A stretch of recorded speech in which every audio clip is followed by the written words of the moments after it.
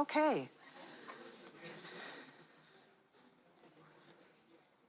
I am very happy to introduce the next session. And so welcome again.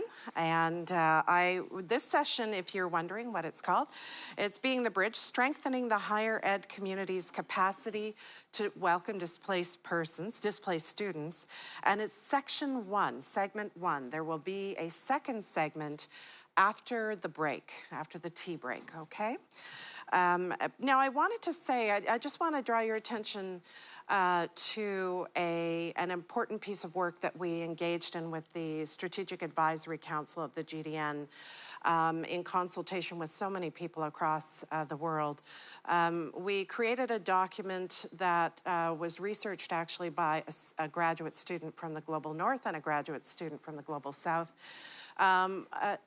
you know, that investigated and considered ways that the GDN could be supportive of refugees and displaced persons from across the world in terms of their ability to transition to resettlement, and in particular in relation to their ability to preserve their educational artifacts, perhaps their work artifacts, so that they could either settle and begin school or settle and begin work in a new context. And so that discussion paper is available online at the GDN website if you're interested in reviewing it. It is very much a first sort of crack at discussing, and more work is being done. And we're thrilled today, I'm thrilled today, to welcome colleagues from who are going to be talking about strengthening the higher ed community's capacity to welcome displaced students, and invite them on stage. So please come on up and have a seat. Annetta Stroud, Isabel Schroeder, Keith David Wachenpa, and there are 3 of you, right? 4 of you. I have a 4th. Olivia Issa. So yes, so welcome, and it's over to you to enlighten us about your work. Thank you. Thank you all. It's so great to be here. My name is Olivia Issa. I work for the National Association of Higher Education Systems, the longest name ever, NASH, and our Refugee Resettlement Initiative, building the capacity of higher education systems all across the country to be supportive of refugee and forcibly displaced students, scholars, and families. And I'm very pleased to be joined today by my colleagues, who I'll introduce in just a moment. But our session today will address a couple of objectives, really zooming in on the context in the United States. So this is a pretty US-focused panel, but we're hoping that these can be promising programs and practices that could be adapted elsewhere or inspire programs elsewhere. So with that, if I could see a show of hands of how many folks are based in the US right now in the room. Okay. Based in North America. Okay, great, loved the Canada reference on the last panel. And then in general, globally, how many folks in the room have in the past or are currently working on staff at a higher education institution? Okay, great. It's good to just feel out who's in the room. Excellent. So our objectives for today's panel are addressing barriers facing refugee students in accessing higher education globally and in the United States, and the barriers in storing and submitting their educational credentials, very on brand. Processes for institutions to evaluate credentials for refugee students, how admissions offices can work with a range of credentials to admit refugees, and promising practices for providing application guidance and skill building support to refugee and forcibly displaced applicants to higher education institutions in the US. And with this, we at NASH are really looking to see what questions exist in the space, what gaps exist in the space, and potentially looking towards a longer-term community of practice that can build the capacity of admissions officers and other folks working in admissions at higher education institutions all across the country via our network. NASH has over 700 member campuses all across the country who are ready to engage in innovative admissions practices and others. So that's a little bit of background behind this panel, but I'm pleased to introduce our lovely panelists. Isabel Schroeder, next to me, Senior Program Manager of U.S. Policy and Programs at World Education Services. I'm proudly representing with my notebook here. Annetta Stroud, Director of Curriculum and Content for ACRO. And Keith Wattenpaugh, Director of Article 26 Backpack and Professor and Director of Human Rights Studies at UC Davis. Proud to be on another UC campus here today. And UC, the University of California system, is also a NASH member, so that's one example of a system that we're proud to have in our membership. All right, and with that, I'd like to ask all of you to start to briefly introduce your work and share what are some of the leading barriers facing refugee and higher education seekers, forcibly displaced higher education seekers that you work to address or that you're working with. And maybe Annetta, I'll pass to you to start us off with a little bit more on the context in the US. That sounds great, Olivia. Thank you so much, and thank you everyone for joining us today for our second day here. And so the previous session was absolutely fantastic. I really love the Canadian perspective. They've really been able to move barriers for institutions and for individuals trying to access higher education who have been displaced. It's very interesting in the US concept because we don't have a lot of the ministerial, I don't want to say constraints, but we do not have any of that here in the United States. Like, one of the hallmarks, as we always discuss, of the US higher education system is the autonomy that our institutions have. And this autonomy not only goes through faculty and what faculty want to go ahead and teach, but the autonomy also actually does go through the admissions policy aspect as well. And so when we're talking about accessibility, just in general for people, institution to institution to institution in the United States are going to have very different admissibility policies. We do have a base regulatory accreditation system, absolutely. It's a little convoluted, but if you want more information, ACRO is definitely willing to help you out with that. But the point is that there's no baseline. Every institution is able to determine their admissions policies the way that they see fit. And we also do not have the idea of automatic recognition of credentials. We do not have a qualifications framework here in the United States, which is the baseline for talking about the recognition of qualifications from region to region or from country to country. So even within the United States, we do not even have that consistency, right? And so then when we start to talk about admissibility for individuals who many times do not have the documentation that would be borderline and baseline for admissibility requirements to university, we really get into I don't want to say murky, but it's definitely a situation where every institution is pretty much going to do what they want. And so right now ACRO has been providing guidance within this area since about, Melanie Gottlieb and I have been working in this space since about 2015 with UC Davis to trying to think about what would be the baseline guidance for institutions who are welcoming refugees, because their credentials most of the time are not going to meet your admissibility requirements. And again, in the United States, because we do not have any type of recognition of qualifications, it really is going to be up to the institution itself to make these decisions. And not only the institution, but when you think of our higher education, I mean, we're talking about UC Davis or we're talking about UC San Diego, there are many institutions within those of higher learning, right? You've got your College of Business, you've got your College of X, Y, and Z. Each one of those are going to have different admissibility requirements. And so we've really opened up a Pandora's box here in the United States because we do not have any type of leveling, right? We do not have a leveling of credential requirements and recognition. And so I love the Canadian context and I love the European context, but the United States context is so incredibly different. And so I do feel that what we aspire to right now is to really think about, we want to provide guidance system-wide.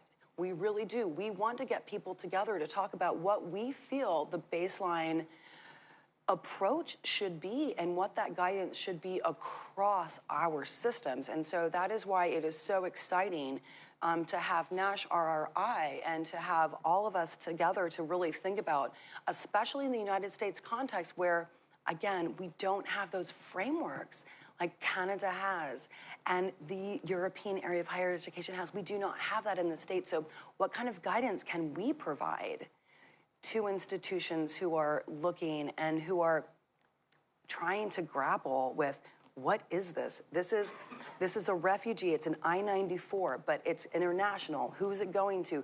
The back and forth, if you've ever worked in admissions, oh my goodness gracious, the back and forth that you see between admissibility units is massive. And so what we really want to try to think about is the overarching guidance that we can provide system-wide.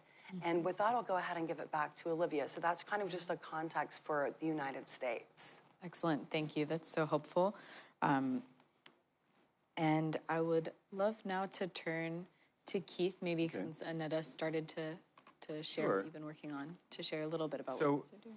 I just first want to also, on behalf of UC Davis and Article 26 Backpack, thank the organizers of GDN and Joanne Duclas for making our appearance here possible. Thank you very much. So I'm Professor Keith David Wattenpaugh. I'm Professor and Director of Human Rights Studies. And we don't approach these questions like registrars and admissions officials. We became very interested in what are the barriers facing refugee and displaced people in getting reconnected to higher education.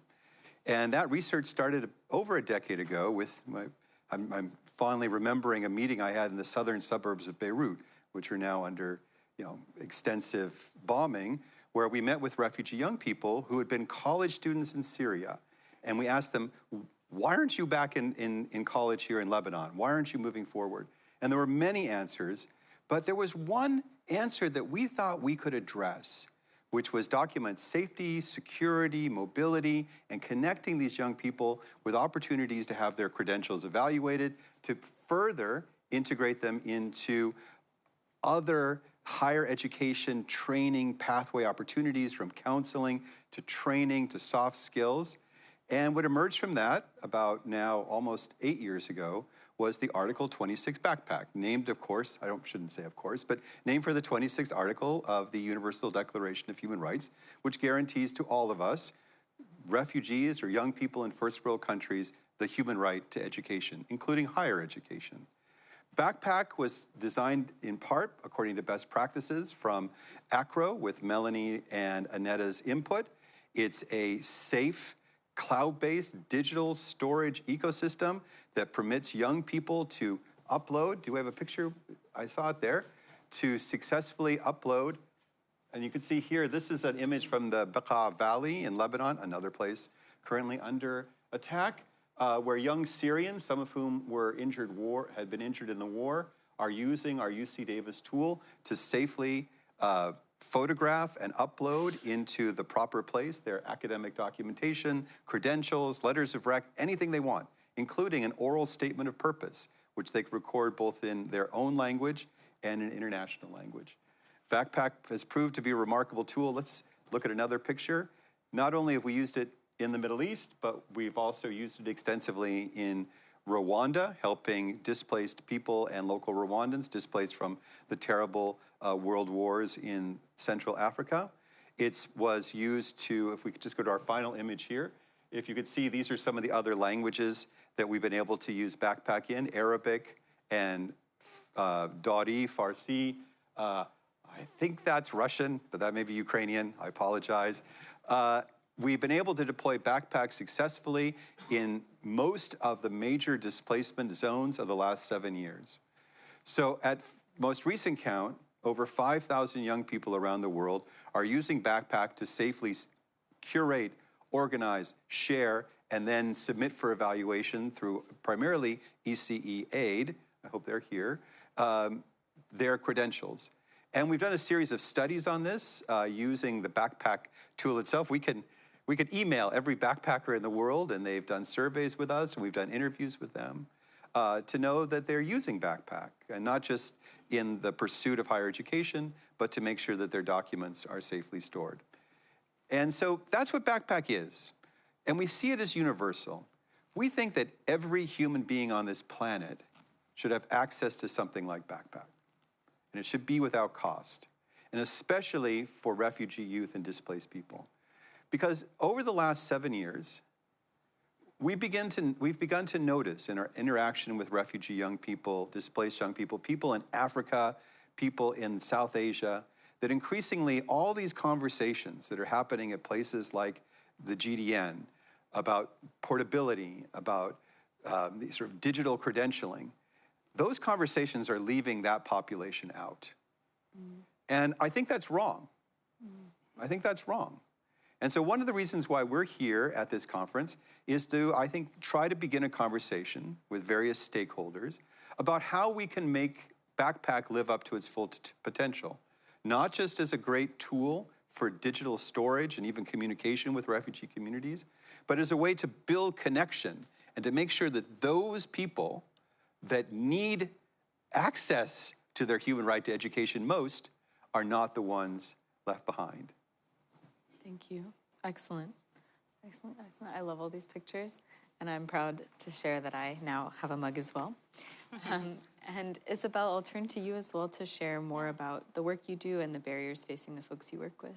Yes, thank you. So I'll bring it back to some of the information that Aneta has shared about recognition, because recognition is what is the lack of recognition is the result of, among other things, not having this framework that allows people to understand what a credential from another country is equivalent to in the US. So we know from the work that we do, and I forgot to say who I am, but I'll go back to that. The work that we do is understanding that the lack of recognition of the education that a person earned abroad leads to poorer outcomes. And when it comes to what jobs refugees are going to be able to have, what kind of skills they are going to be able to utilize in the job, and what earnings they will have as they resettle in the US. So we know that this is happening, and we know that part of why this skill underutilization occurs has to do with the fact that the lack of recognition prevents people from getting an education that doesn't repeat what they may have done already, just moving forward, moving ahead with their education. So that recognition is kind of like the main challenge that I work at WES, and there's a related challenge that has to do with refugees, which is the fact that credential evaluations, both from organizations like WES or other service providers, or through the process that higher education institutions have in-house, they do facilitate recognition, but they hinge on the availability of official academic documents. And this is a barrier that largely impacts forcibly displaced populations. So we have an issue, we have a potential solution, and the solution is not accessible for refugees or other types of displaced individuals, and that we know that has an impact in the way they access a potential solution. So access to this is, if you think about a credential evaluation as a product.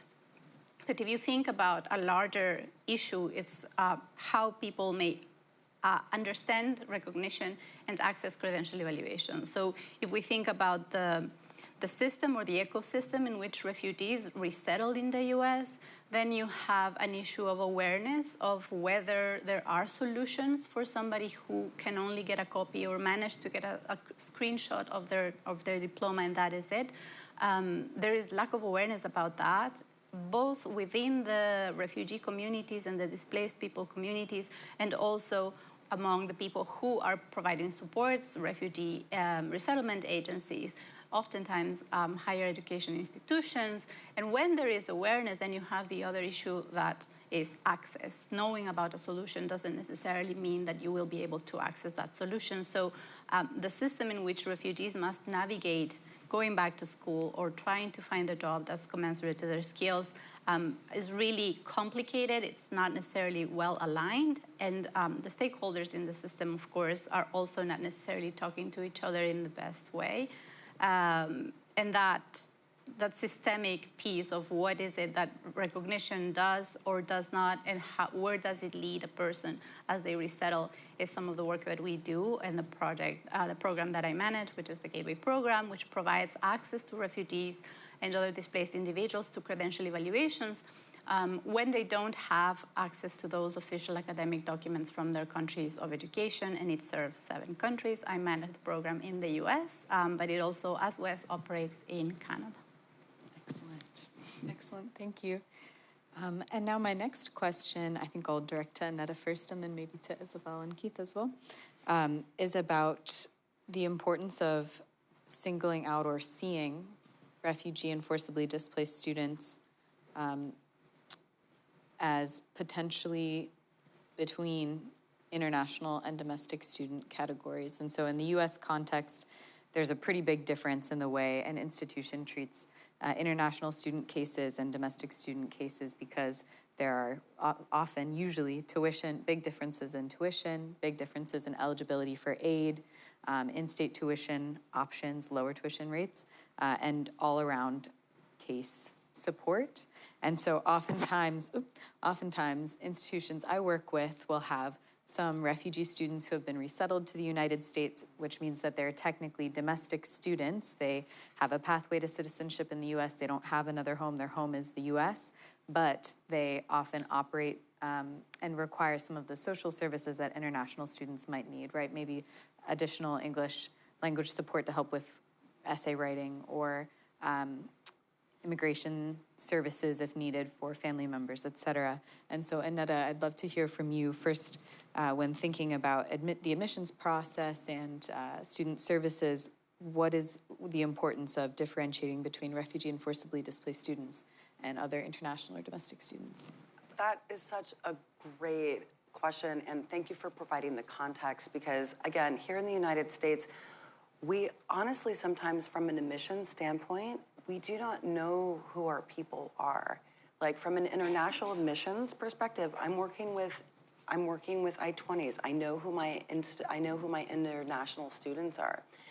We're really talking about a population that is many times unidentifiable.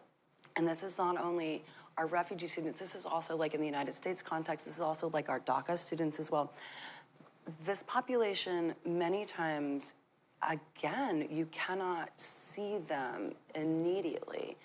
But what we do know, because we've, again, been working in this space for about a decade now, and again, refugees, DACA, all of the individuals who absolutely need to be seen, a lot of times are not. And so being able to determine who we're working with is really, really key. And again, so not to go too heavy on what it is to be an international student here in the United States, but if you're gonna get your visa to come here to study, you absolutely in your interview have to declare that you are going back to your country, right? And so our international students who come here absolutely say, yes, I'm going back to my country.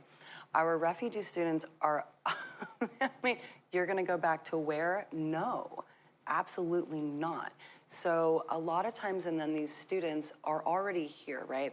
They're on, I-94s, or they're already here on TPS, or they're in parole, or there are many different statuses of individuals here in the States, and we're not always, from a domestic application side, we can't handle that. We do not know what to do with that. Again, so you receive an applicant on the domestic side, normally it's just like, you just go through them, it's domestic admissions, I got it. But then you come across somebody who's like, well, this isn't a language that I don't even know what this is. What country is this? Where in the world is this coming from? But wait, this is a domestic student. So again, that back and forth that I mentioned between the International Admissions Office and then the Domestic Admissions Office, there is no correlation. There's not a lot of communication between those offices. And so even just when the admissions process, a lot of individuals get stuck there, right? Because nobody knows what to do with them. And again, that's why a lot of these conversations right now are really super important, again, to provide guidance across systems to how to work with this particular type of applicant pool, right? And so from an admission side, it can be incredibly complicated. And Isabel was just talking to us about credential evaluation reports and all of this. And again, one of the things here in the United States is that institutions get credential evaluation reports all the time.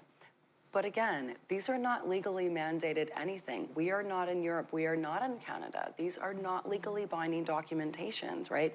We as an institution, I can say, I don't like this report. I'm not going to do anything with it. I don't have to because I'm not legally bound to recognize that. And so we also have so many different voices chiming in through evaluation reports. And a lot of times admissions people don't know what to do with these, right? And again, so that's just an overarching situation in the context in the United States. But then when we get down into these populations that are very unseen, it becomes even more convoluted and even more complicated because many times admissions officers are not going to be able to have the time, for example, to reconstruct an individual's academic background, right? I mean, when an individual comes to you and from a war-torn country and they're like, I have this, but I don't have this, I don't have this, immediately we're like, well, we can't do that unless you have this. But I don't have that, but I used to. But, you know, here is my license number. I was a practitioner of medicine in my country, right? But they don't have any documentation, but they have a license number. So then what we can do as in-depth credential evaluation professionals, we can actually go in depth and we can reconstruct that academic history with even just a tiny piece of information. However, that is because we are trained professionals in credential evaluation. Most people in admissions officers and offices are not going to be able to do that, and we don't have that guidance nationally. We are a very large country here in the United States, right? We just don't have that top-over guidance. And so, again, I'm really excited to have the conversation to get everybody in the room thinking about what kind of guidance we can provide system-wide for the United States so we can actually really more promote accessibility for these unseen populations. Love it. Excellent. Keith, I don't quite have anything to say about this. Yeah, That's That's okay. okay. That's okay. yeah, that's fine. Yeah, yeah. Hard for a professor to say that. It's okay. So, Go ahead. thank you, Keith. For us, the way we address this, and because of the mandate with which we operate at WES and then in the social impact division, we created the program to assess the evaluations, the academic documents of people, in a way that would allow us to reach those who need it, in a way that would allow us to maintain the gold standard, of course, of quality that has allowed institutions and stakeholders and decision makers to use WES reports.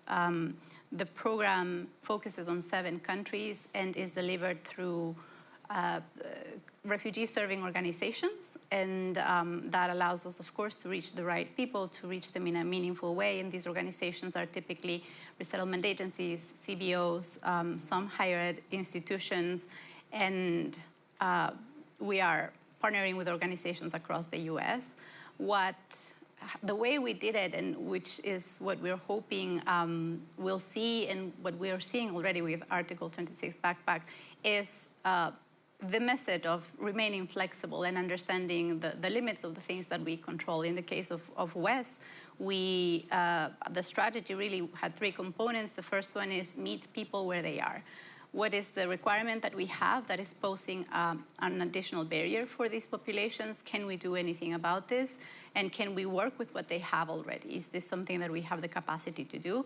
And so to do that, we needed to develop a rigorous way of assessing credentials that is alternative to what we had always provided, and that allowed us to also create an eligibility criteria to be able to make it very focused and target the right population, the population that needed something, an alternative the most. And the third component of it was to understand how to reach this population, and that is why we decided to leverage the ecosystem and the partnerships that WES and that had been working with and that we had already for other types of work that we were doing, into trying to work in partnership with organizations that are the experts in refugee resettlement. We don't need to reinvent the wheel, and I think that's something that this crowd understands very well. that means that the product, the credential evaluation, is bubble wrapped in a service provision program that sits with the experts, those who have been working in refugee inclusion and refugee economic mobility. And that for us has meant that the economic inclusion piece is sitting with those who know it best. The credential evaluation piece is sitting with us.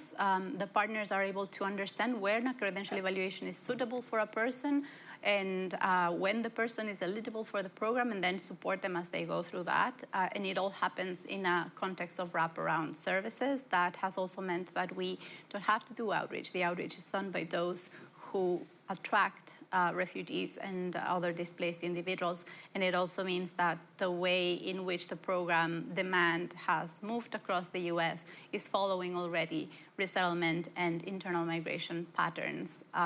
So that's how the program works. As it relates to access to education, the program is largely used for continuing education.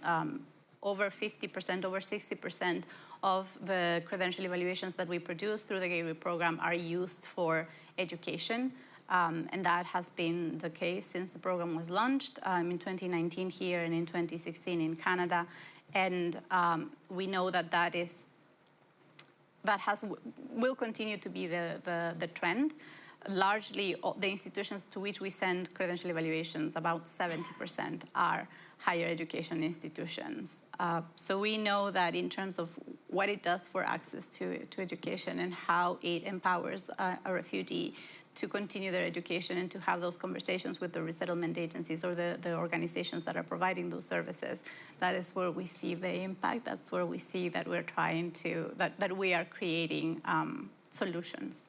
Excellent. I would love to just jump in.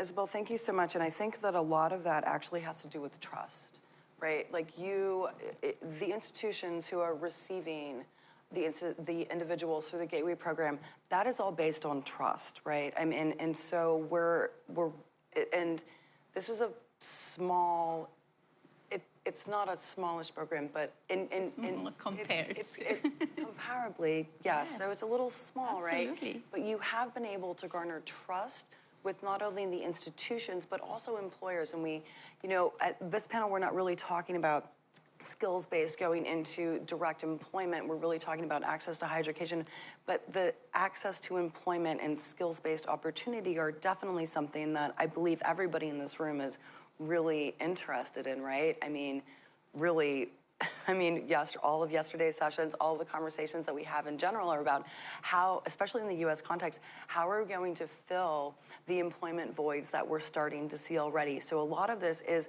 again, we're talking about access to higher education, but there is also that skills-based employment aspect of this too. And Gateway program is great, and you've been able to build that trust with potential employers and with higher education institutions here in the United States, and then also in Canada, where the program is just flourishing. And it's wonderful. There's also, at the same time, so many other individuals who are not going to be able to go through Gateway. And so I really like to think of some of the overarching best practices that you see with Gateway and how other institutions, how we can facilitate access, again, to higher education, but also employment and skills-based employment and access that way as well. Because again, with Gateway, we're only working with a small select group of individuals. And in the United States, as we know, we have a huge, rich, wonderful population, and a lot of individuals are unseen, as we've kind of discussed. So how can we take some of what you have been doing with WES in the United States context and overarch it through systems, right? And again, not only for higher education access, but again, also through skills-based employment. Yes. So just a general question. And again, this is really more geared towards everybody in the room as well. How can we all come together and provide these best practices? There's a lot of stuff that is going on through Gateway, and then especially, again, when we're talking about student success, we all understand in this room that there are so many levels and so many different things that make a successful student on your campus, right? It's not only the education, but it's also, are they gonna be fed? Are they going to be housed? What is the culture like within the city that they're living in? Do we have those social connections? It's not just an institution-wide.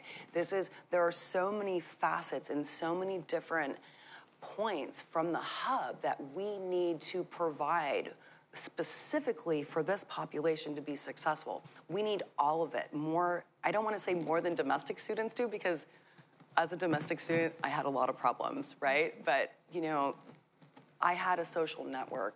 A lot of individuals don't have that. So it's not only about access, it's about the other structures involved. And Gateway's really great because they're providing those other social structures. And it's, as you said, it's all packaged, and you have that there.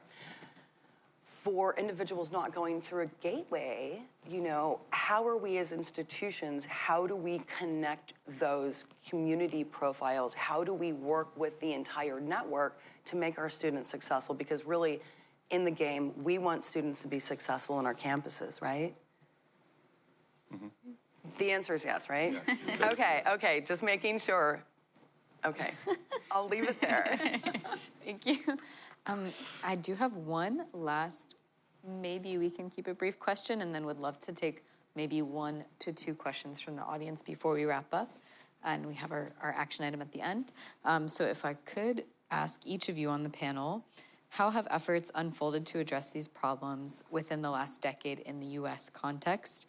What has worked, and what gaps are there still in the field? And that will inform, you know, of course, this is informing the future of a potential community practice, but maybe Keith, could I start with you? So I think we've been able to demonstrate that a tool, an ecosystem like Backpack can work in the field. Part of the demonstration of that was, in fact, identifying the incredibly important role of peer-to-peer. Backpack is run by students for other students, right? And so one of our goals is to address one of the underlying problems that many refugees tell us about, which is a sense of being disconnected, a lack of opportunity for leadership, soft skills development, and so on. And so Backpack has demonstrated that it is possible, you know, that it is possible to create a structure in which everyone can safely store their academic materials.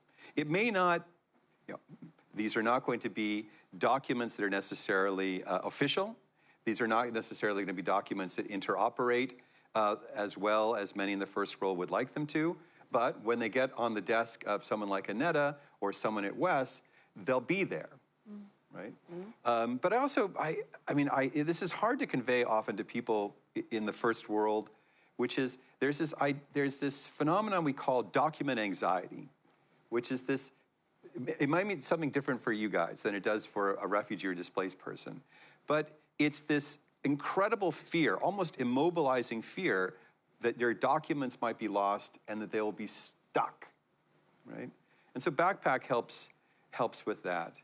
The other is, I'll just share a quick story. So a couple of weeks ago, we had met with a group of higher education professionals and others from Nagorno-Karabakh, which was, until a year ago, an independent republic. The government of Azerbaijan brutally attacked it and forced the 100,000 Armenians who were living there to flee.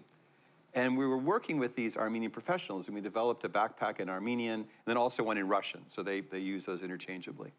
And it was all on Zoom, and at one point, one of the women who'd been an administrator at this small university in the capital of this district just walked up to the camera, just looked at me and said, "Thank you for this. Why didn't you have this for us before the war?"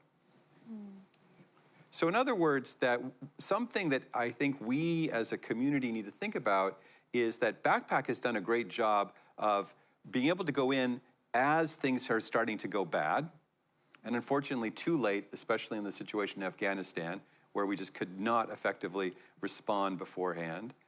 But this is why I want us to begin to think more in terms of preparing communities for possible dislocation. In the United States, we're looking at ways to prepare people in a pre-deportation setting so that their materials can go with them upon deportation. So this is something I want us to think about, which is that we have the tools available to us now, especially to reach out to people in vulnerable situations. to help them gather this sort of digital identity that is so much a part of being a modern human, because once that's gathered, once it's secure and safe, then the forms of discrimination and disconnection that follow are more difficult to impose. I mean, they'll still face discrimination, they'll still face disconnection, but missing their documents won't be one of those problems, right? And so that's something that, those are two elements that have worked well. Developing a peer-to-peer network, which has all sorts of other sequelae in terms of benefits for refugee communities, and even my own students who become future professionals in this field. And then also demonstrating that communities have expressed to us a desire to have access to this tool. Unfortunately, I would never say it's too late, but it's after the optimal time in which Backpack could have been used. Unfortunately, a lot of the things that we do are reactionary, and great things come out of reactions, right? In Article 26 Backpack, it was definitely a reaction to the civil war in Syria, absolutely. And so I love that we can kind of think forward, not that we expect more crises. Yeah, I think we do. But thank you. I'll let you go ahead and say that one. But the other thing too, in terms of like documentation and digital portability and interoperability, which is, you know, one of the reasons that we are all here, we're also, so the conversations that we are having in this room with all of us, we are really like first worlding it up, right? Like we are really fortunate. Like we've got digital records, we've got this. I mean, oh my gosh. Remember some years ago when Australia was like, it's only digital, you're never gonna see another piece of paper again, right? Remember that? That was what, 8 years ago? Mm-hmm. Yeah, so that was like a really big deal. Most of the world is so not there yet, and we also need to remember that. And so one of these tools that we're talking about with Article 26 Backpack really does enable individuals from countries where their documents are absolutely not going to be digitized. That is just not happening. And when we're talking about, let's just go back to Afghanistan. Taliban will not digitize. And the Taliban will not digitize. Thank you, Keith, absolutely. Again, you said it first. But again, we're looking specifically at a situation where records were dead. Records were absolutely non-existent. There was, in a very, very great conversation, and without going into too much detail, how are we going to move records? Where is this institution that is now in a country where it's understandably happening? Is still in the context of Afghanistan, where the institution knows that they're going to be flattened, right? So what do they do with those records? Who can they call to move those records to? I mean, right? So there's a whole lot of conversation even with us here, like digital this, interoperability, but we still need to take it back a notch when we're working with a lot of countries who are not quite there yet. And countries, again, we're gonna stay with the Afghanistan concept is that, and context is that higher education institutions were absolutely decimated. Where did their records go? How do individuals get those records back?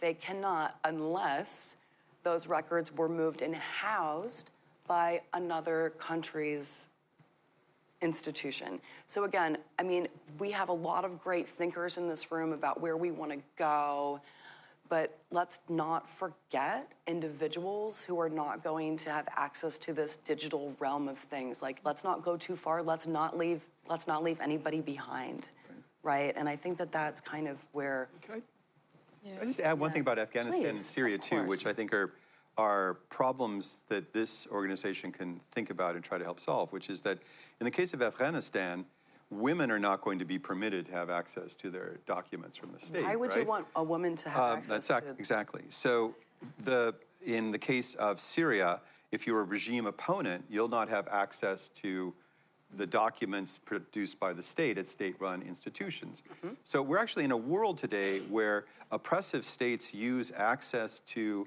forms of educational documentation, professional certification as a form of oppression.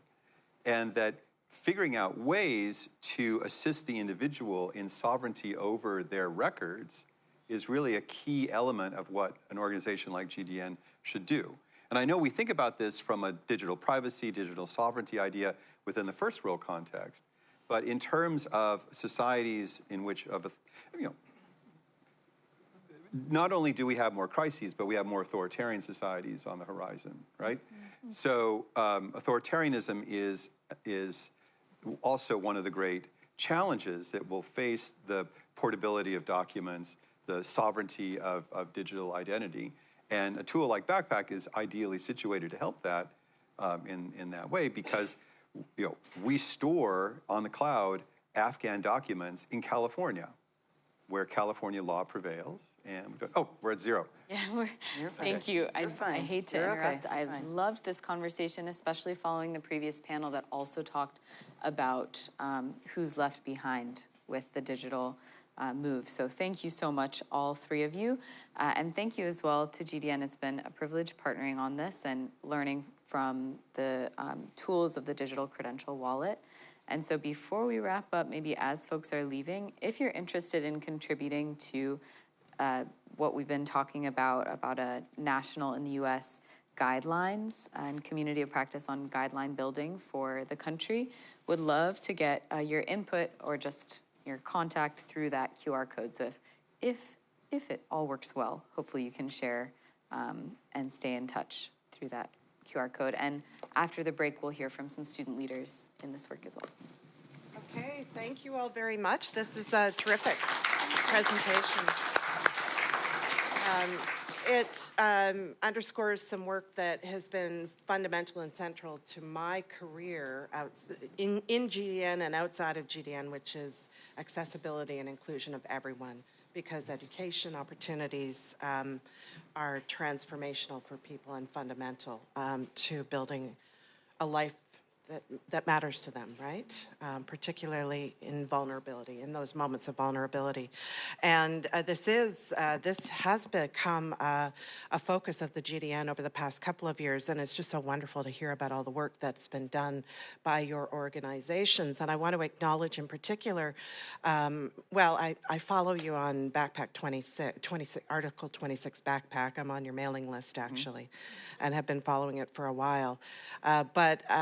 In particular, I want to acknowledge World Education Services and our own framework, because this is what I've shared with my teams in admissions in terms of best practices and recognizing and helping students move on in their post-secondary education where there aren't documents, because even when we create opportunities, to your point earlier, Keith, for storing documents, they're not always available. And that doesn't mean the door should shut. The door should remain open to helping people to transition to a better life.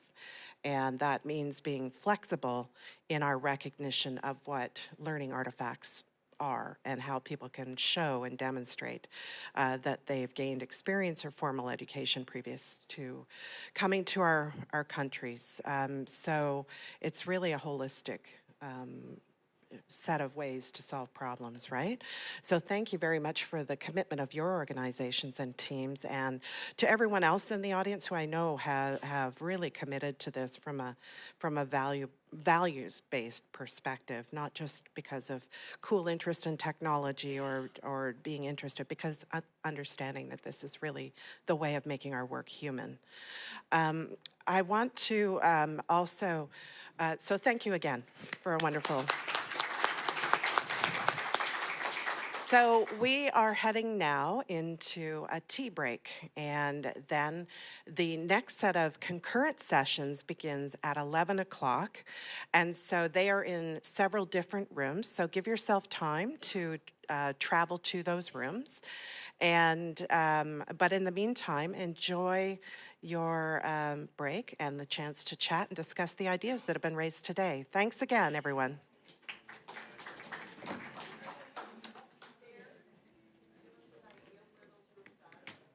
They're right at the top of the elevator, and there's a large sign. So if you're looking for rooms upstairs, there's good signage up there. And there are elevators and chairs.